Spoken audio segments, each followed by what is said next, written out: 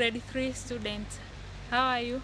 I hope you're fine, and I hope you're taking care of yourself there at home by washing your hands using a soap, sanitized one, and wearing a mask. I hope also you're not moving outside because this corona disease is still there and it kills people. I'm Madam Glory. I'm going to teach you environment in civic and moral. Let us see the meaning of environment. You can see trees there. You can see an example of a house there. We also have the stones there. Those, we can call this is our environment. This is our environment. So environment is everything surrounding us. So after seeing what surrounds me here, where am I hope there also there at home you have different things which surround you, which we call them environment. For instance, there at your home, you might be surrounded by tables, you might be surrounded by trees outside, gardens, flowers, houses. Those, we are going to call that as environment. That is your environment, your home environment. Likewise, when we are coming to school, in school we have different things which are found in environment. We have desk, we have chairs, we also have teachers. We are part of environment. We also have chalks, we have trees. This is school environment. We are going to call that one as school environment. So environment is everything surrounds us. What surrounds you, we call it as the environment. Now, we have components of environment. We have components of environment. The components of environment divided into two parts, which are living things and non-living things. Living things and non-living things are components of environment. What does the word living things mean? Living things, these are things which are alive. Living things are things which are alive. The things which are alive, we call them living things. Example of living things. Living things include all plants and animals. Plants and animals. Plants are alive, also animals are alive. Those are living things. We say plants are alive. This is because plants moves, plant grows. This is one of the characteristics of living things. Living things grows. So we human beings, we are growing. Also plants are growing. So plants is also part of living things. Non-living things. These are things which are not alive. These are things which are not alive. Example of non-living things. We have air, we have water, we have soils, we have houses, we have desk, we have cars, and also we have stones.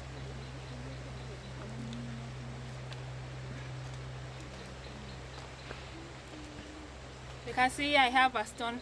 This is an example of non-living things. This is because this stone doesn't grow, this stone doesn't move until I'm going to take it from one place to another place. So this one is an example of non-living thing.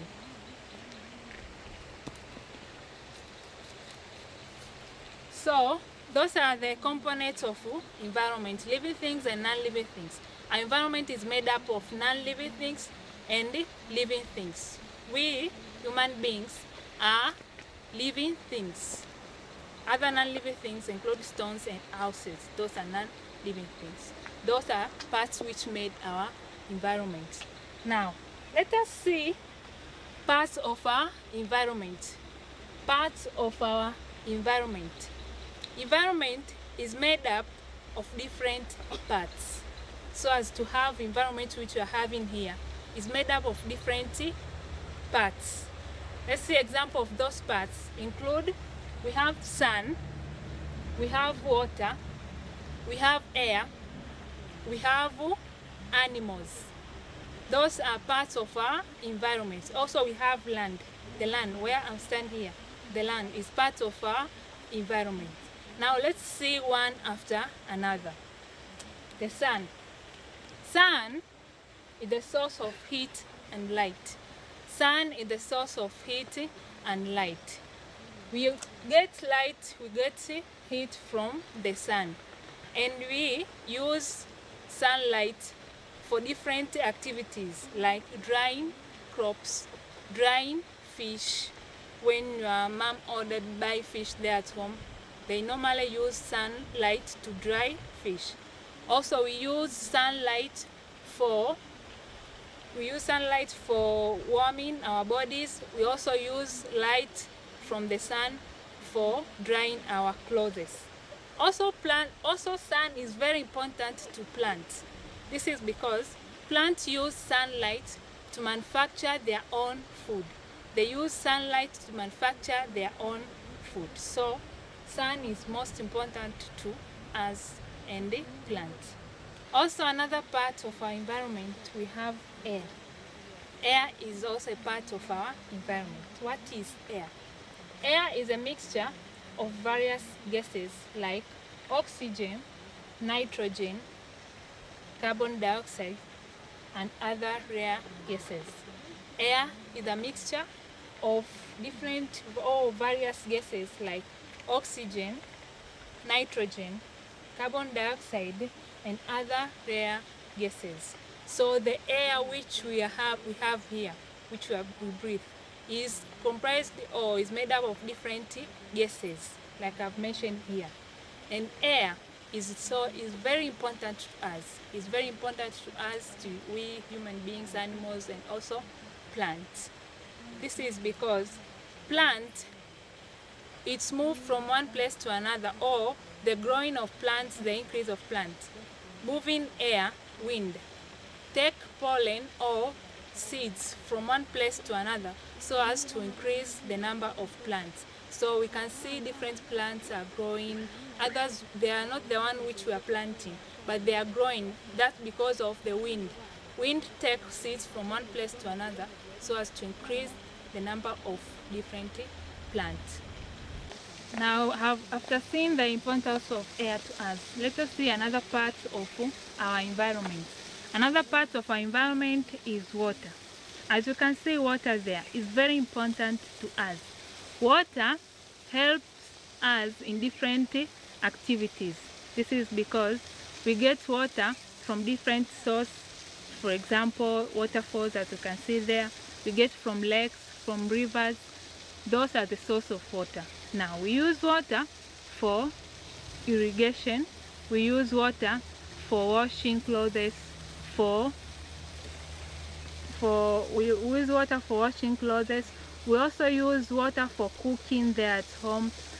There are so many uses of water. That's because that is important to us.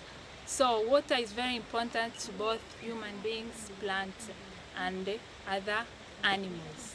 Another part of our environment, we have land. Land is another part of our environment. What is land? Land is another basic component of the environment. It's another basic component of the environment. It gives us building materials like minerals, habitats. When we are going to get a place to build our houses, that is our habitat. Also, animals or insects use land as their habitat. Also, we use land for farming activities. We are using land for farming activities. So land is very important to us. Land is another basic component of the environment. Land is another part of our environment. Land is important to us. This is because it gives us building materials. We get building materials from the land, like cement, sand, stones. We are getting from the environment. So we are getting minerals from the land like gold, zinc, copper, iron, which we are using for different purposes, like getting the chains, earrings. Those are made by using minerals. Also, land is habitats for living organisms.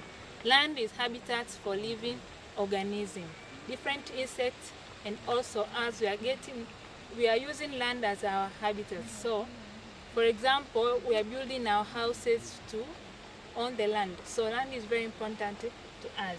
Also, land is used for farming activities. Land is used for farming activities. Farming activities taking place to the land. Another part of our environment is animals. Animals are also part of our environment.